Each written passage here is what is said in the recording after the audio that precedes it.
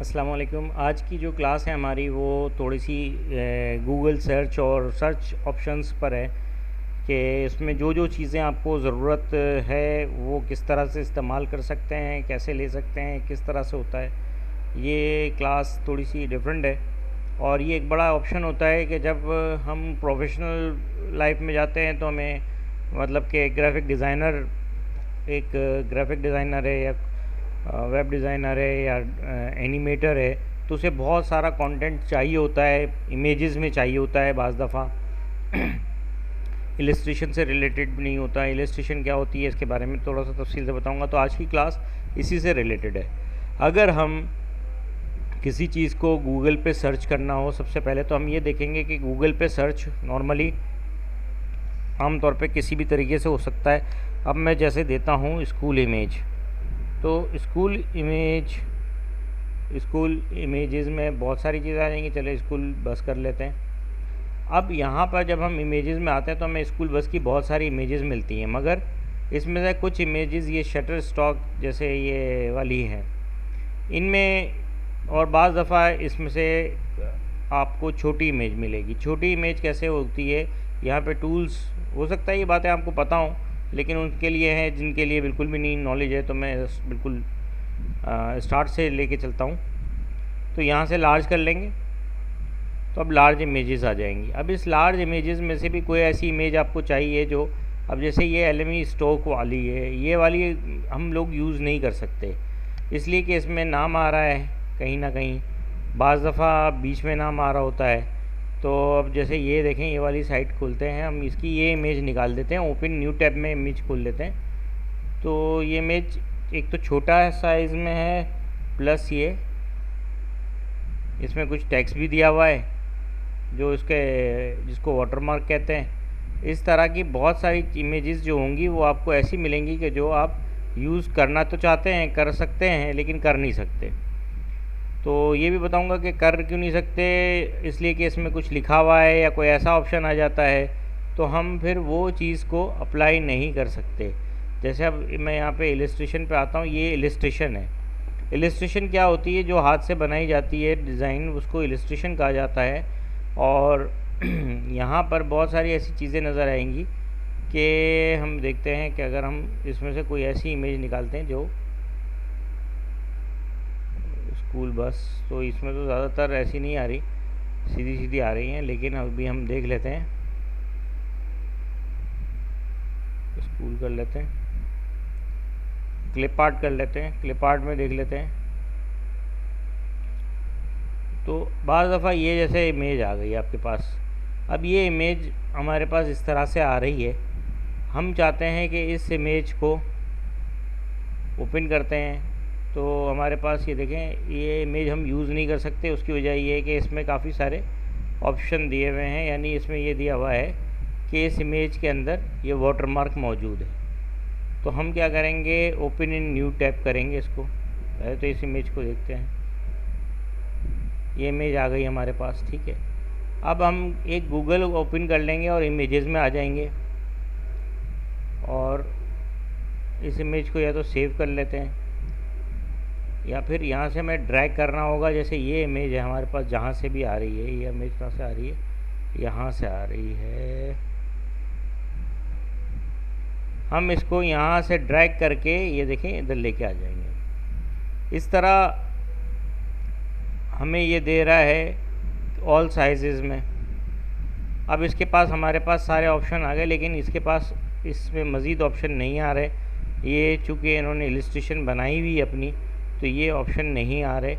Otherwise इसमें कोई option आता है, अलबत्ता यहाँ पे साइज़ इसके आ जाते हैं कि बड़े छोटे साइज़ में आते हैं, तो हम इसको साइज़ देख सकते हैं। साइज़ यहाँ से नज़र आता है, ये 380 में है, ये बड़े साइज़ में, ये छोटे साइज़ में। इस तरह से आपको इमेजेस में मिल जाता है। हम बैक पे जाते हैं, कोई और इमेज उठा लेते हैं जो वाटरमार्क वाली हो। तो एक ऑप्शन ये होता है कि, और ये सिमिलर इमेजेस दे देता है यहाँ पर। अब ये इमेज तो नहीं मिल रही, ये वाली सेम इमेजेस है, लेकिन इससे सिमिलर यहाँ पे दे देता है। तो ये ऑप्शन देखें, ये वाली इमेज से ये वाला ऑप्शन आ रहा है, करीब तर है, फिर इस तरह के और ऑप्शंस दे देता है। तो अगर किसी भी कोई काम को हम देखते हैं कि उससे सिमिलर चाहिए तो हमें मिल जाएगा। ये देखें ये वाली इमेज से ये काफ़ी सिमिलर है। और ये इसको हम उठा के देख लेते हैं। यहाँ पर कोई चीज़ मिल नहीं रही हो तो उसको फिर हम इस तरह से नो अदर साइज़ आ जाता है। तो इस तरह बहुत सारे इमेजेस हमें मिल जाते हैं, ये सर्च करने में हमें आसानी रहती है। एक सर्च का ऑप्शन है। दूसरा मैंने इलस्ट्रेशन बताई आपको, ये इलस्ट्रेशन खुद ड्रॉ करें तो ज़्यादा बेहतर होता है, वो इंशाल्लाह इन फ्यूचर आप खुद ड्रॉ कर लेंगे। अभी स्केचेस से रिलेटेड काम भी करते रहे, साथ साथ थ्योरी भी आपकी ज़रूरी है, तो आप ये काम ज़रूर करें। सेकंड चीज़ ये बताऊंगा, विंटेज। ये एक लफ्ज़ है, ये विंटेज आपको ओल्ड चीज़ चाहिए, पुरानी चीज़ चाहिए तो आपको इतनी आसानी से नहीं मिलेगी, लेकिन विंटेज डिज़ाइंस देखेंगे या विंटेज आपको जो चीज़ चाहिए, विंटेज लोगो, तो विंटेज लोगो आपको मिल जाएंगे। ये कम होता है इस्तेमाल, मगर आपको इसकी ज़रूरत पड़ती रहेगी, ठीक है ना। तो विंटेज लोगोज़ में विंटेज लोगो स्टाइल आ जाएगा। ये देखिए सारे विंटेज लोगो स्टाइल्स हैं। तो इस तरह आपको आइडिया हो जाता है कि विंटेज में काम करना है, यानी कि पुराने ज़माने का अगर कोई रिक्वायरमेंट आपके पास आती है कि हमें ओल्ड स्टाइल का चाहिए, तो हमारे लिए इसको विंटेज लिखेंगे तो आसानी से आ जाएगा, बनिस्बत इसके कि ओल्ड स्टाइल लोगो लिखेंगे तो इतनी ज़्यादा वैरायटी नहीं आती इसमें, ठीक है ना। ओल्ड स्टाइल लोगो में जो वैरायटी मिलेगी आपको, या ओल्ड लोगो बोल दें, तो ये आपको उतने ऑप्शंस नहीं देगा जितने विंटेज में देता है। ये देखें इसमें इतने ऑप्शंस आपके पास आएंगे, लेकिन ये एक वक्त कम ऑप्शंस देगा, जबकि विंटेज में हम आते हैं तो ये आपके पास ऑप्शंस बहुत ज़्यादा हैं, तो आपके पास वैरायटी ज़्यादा हो जाती है, ठीक है ना। तो ये एक बड़ी इम्पॉर्टेंट चीज़ है विंटेज से रिलेटेड, कि इस लफ्ज़ को याद रखें कि अगर पुरानी चीज़ यूज़ करनी है। अब ये तो विंटेज लोगो थे, अब लोगो से हटकर हम मैं बात करता हूँ, डिज़ाइन पे आ जाते हैं, पोस्टर्स पे आ जाते हैं।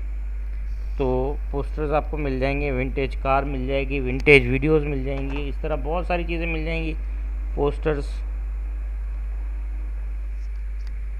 तो विंटेज पोस्टर्स में आप देखेंगे तो आपके पास बहुत बड़ा एक ज़ख़ीरा कहेंगे कि मिल जाएगा आपको यहाँ से। तो इस तरह की अगर पुरानी चीज़ आपको चाहिए तो विंटेज में आप ढूंढ सकते हैं, ठीक है। इलस्ट्रेशन भी हो गया। अब ये है ग्रेडियंट्स। ग्रेडियंट की ये स्पेलिंग नोट कर लीजिएगा। इस तरह के कलर्स को ग्रेडियंट कहा जाता है। ग्रेडियंट मुख्तलिफ़ किस्म के होते हैं, लाइनर होता है, एंगुलर होता है, क्रॉनिकल होता है, और इसके अलावा ये क्या होता है, रेडियल, क्रॉनिकल, लाइनर। तो ये ग्रेडियंट्स के इस्तेमाल होते हैं। तो ग्रेडियंट्स पुराने ज़माने में इसको वैगनेट कहा जाता था, अब वो चीज़ ख़त्म हो गई है, अब हम सिस्टम पे आ गए, तब से ये ग्रेडियंट अप्लाई होता है।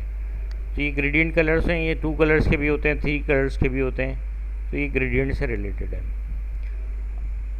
अब एक चीज़ जो अहम चीज़ है आपको बता दूं कि हमें जब यूज़ करना होता है, काम करना होता है, तो हमें रॉयल्टी फ्री वेबसाइट्स ज़्यादा बेहतर रहती हैं। रॉयल्टी फ्री साइट्स आपको बहुत सारे मिलेंगी, लेकिन उसमें क्या होता है, जैसे यहाँ शटर स्टॉक खोला मैंने, तो शटर स्टॉक पे ये आया हुआ, ये वाली शटर स्टॉक की इमेजेस हैं।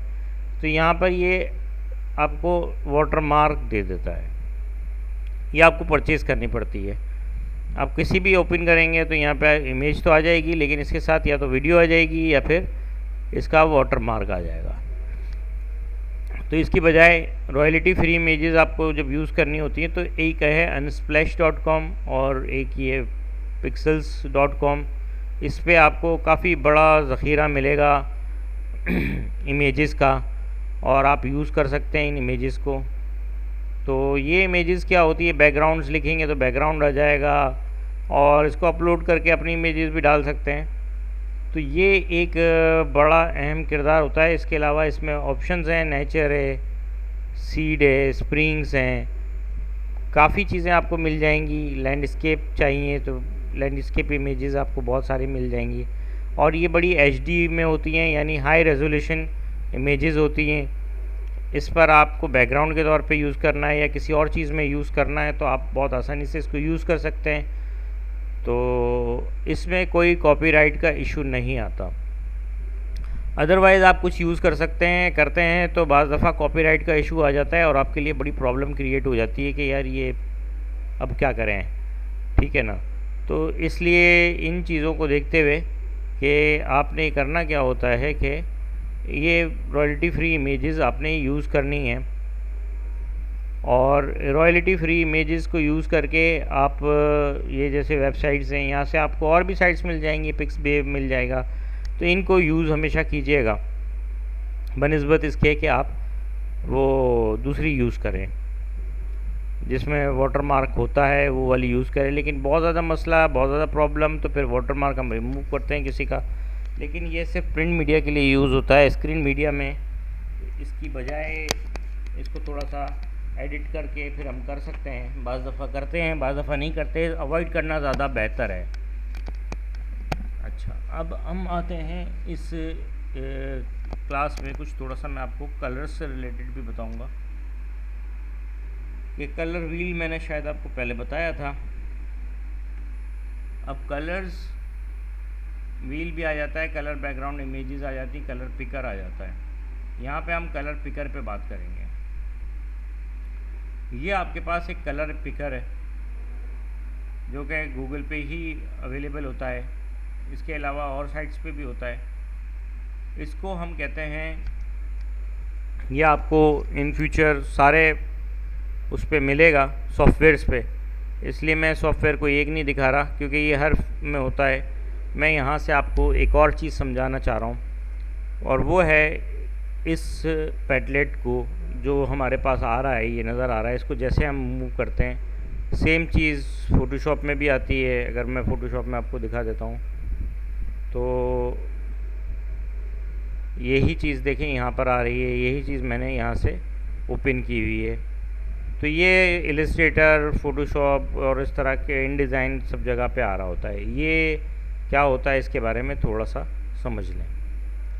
इसको यहाँ से जब हम मूव करते हैं तो यहाँ पर ये वाला एक कोड चेंज होता रहेगा। यहाँ पर आप देखते रहिएगा कि जब हम इसको चेंज करेंगे तो ये चेंज होता है,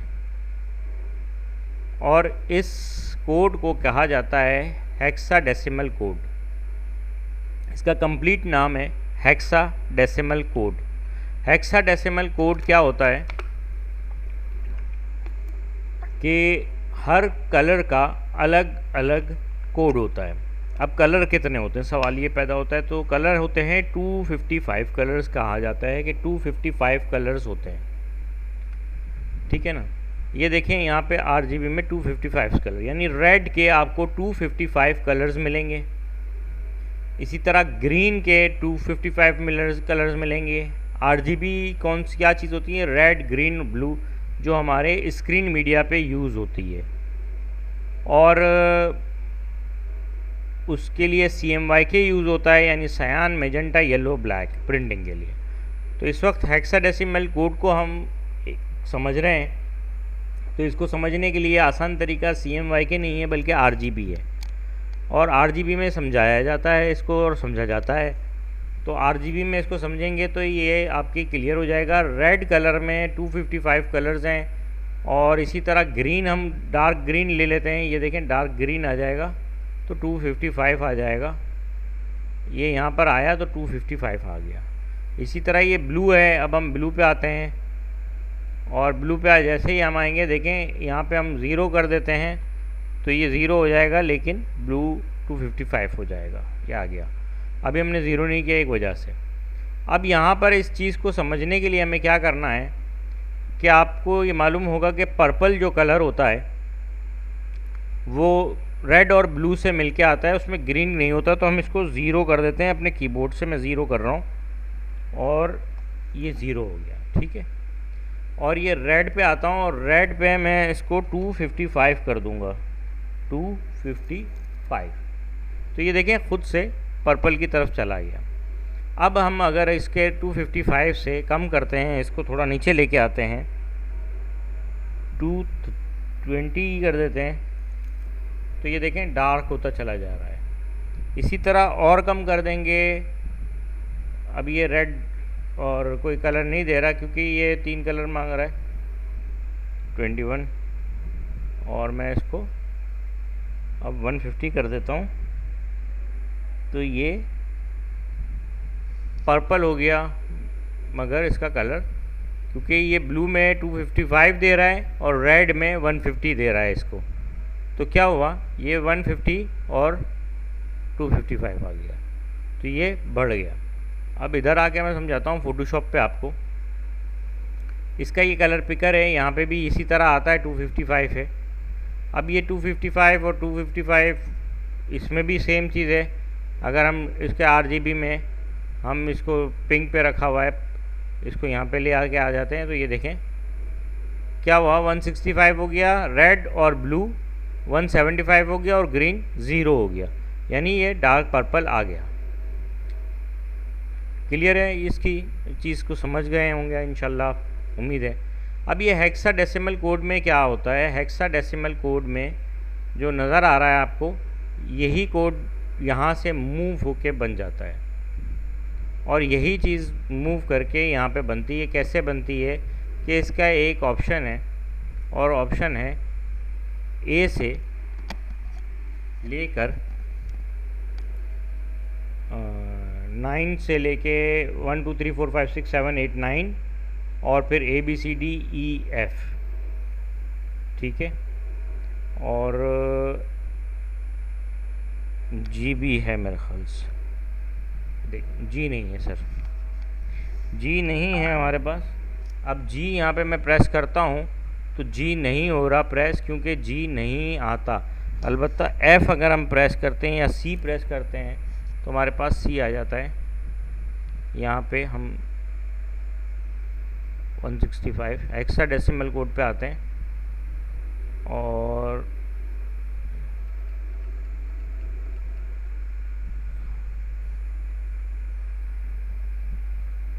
यहाँ पे तो नहीं देता, यहाँ पे हेक्साडेसिमल कोड को अप्लाई करते हैं, जी करते हैं। यहाँ पे नहीं हो रहा जी, लेकिन F करूँगा तो F आ जाएगा, C करूँगा तो C आ जाएगा, D करूँगा D आ जाएगा। ये क्या वजह है, F, अब ये ज़्यादा हो गया, इसको आप एक बार समझ लेंगे तो आपके लिए बहुत इजी हो जाएगी। अब ये जो हेक्साडेसिमल कोड है, ये कहाँ से शुरू हो रहा है और कहाँ ख़त्म हो रहा है, मैं आपको यहाँ से समझाता हूँ। ये जो दो वर्ड हैं ये रेड के हैं, शुरू के दो वर्ड।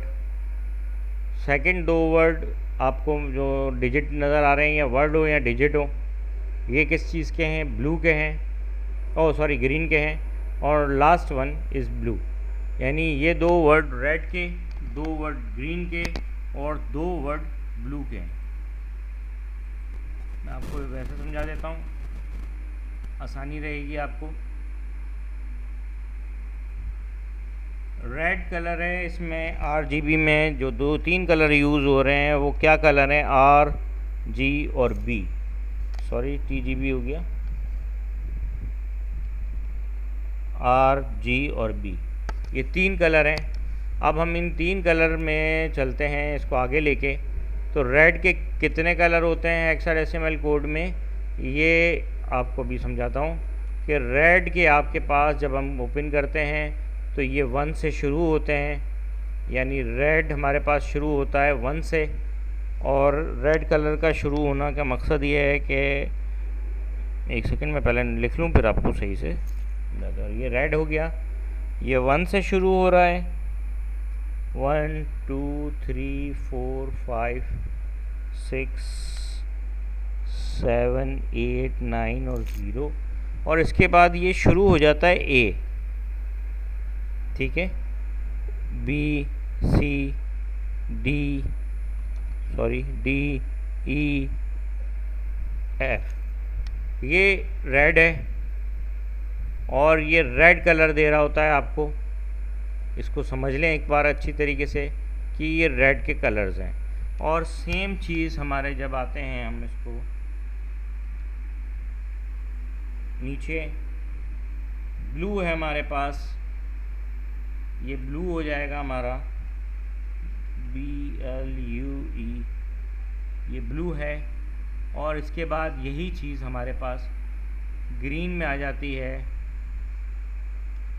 रेड ग्रीन और ब्लू। सॉरी RGB है, तो हमारे पास आएगा ये रेड, ये ब्लू में आ गया। इधर आएगा नेक्स्ट,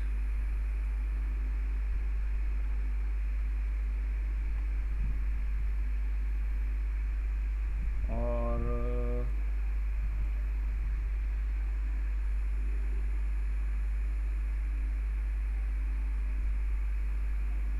ये ग्रीन हो जाएगा हमारे पास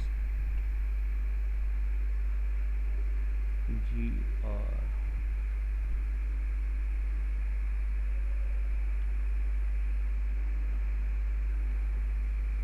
ठीक है,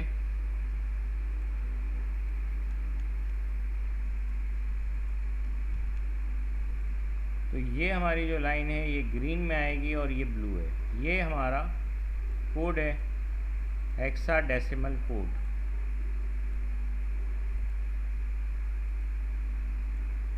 ठीक है, ये हमारे पास RGB है, रेड का रेड है, ग्रीन का ग्रीन है और ब्लू का ब्लू है। जब हम ये ओपन करते हैं तो हमारे पास जो कोड आ रहा होता है, ये वाला जो आपको हेक्साडेसिमल कोड नज़र आ रहा है, वो इनसे मिलकर बनता है। अगर हम अपना कोड बनाते हैं तो ये देखें, हमने रेड इस्तेमाल करना है, तो कितना इस्तेमाल करना है, मैं यहाँ से 9 ले लेता हूँ, 9, और ये 9 यहाँ पे डाल देता हूँ, तो ये 9 आ गया। 9 के साथ एक और कलर चाहिए हमें, मैं 1 डाल रहा हूँ, तो ये रेड हो गया। अब हमारे पास रेड में ये पोजीशन आ गई। इसी तरह अब मैं 0 और 0 कर देता हूँ, तो ये हमारे पास ग्रीन आ गया। और अब मैं ब्लू करूँगा, तो यहाँ पर मैं दूंगा इसको F और F दे देता हूँ। तो ये देखें आप, जब मैंने ये यहाँ पे कोड लिखा तो R में चूँकि 9 लिया है, यानी 9 यहाँ से 9 आया और 1 यहाँ से आ गया।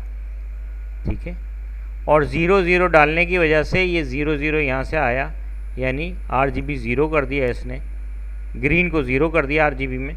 और F चूँकि मैंने लिया तो F यहाँ से लिया इसने, तो इसको 255 कर दिया। F इसकी कम्प्लीटली हायर स्ट्रेंथ है, टॉप स्ट्रेंथ है, और 1 जो है इसकी कम से कम है, और 0 पे ये ख़त्म हो जाता है बिल्कुल। ठीक है, तो अगर हम इधर से इसको F और F कर देंगे तो ये आपके पास ये कलर आ जाएगा पर्पल। ठीक है, इसी तरह अगर हम इस रेड को हम 0 0 कर देते हैं, ये देखें हम 0 और 0 कर देंगे, और इसके बाद हमारे पास जो ग्रीन आ रहा है उस ग्रीन को हम बढ़ा देते हैं, यानी ग्रीन और रेड बढ़ेगा, तो हम इसे F और F कर देते हैं।